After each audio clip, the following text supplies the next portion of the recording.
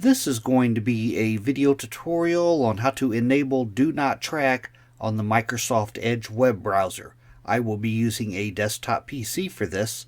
Let me jump over to my browser here.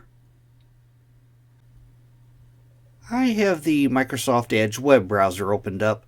To enable Do Not Track, it's very easy to do. First thing you want to do is go off to the upper right hand corner up to where you see the 3-dot hamburger menu.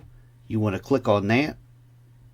Then you want to go down to where it says Settings and click on Settings.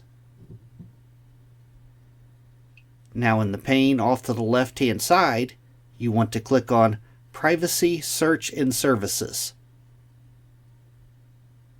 Then on the center pane, you want to scroll down to where you see the Privacy section.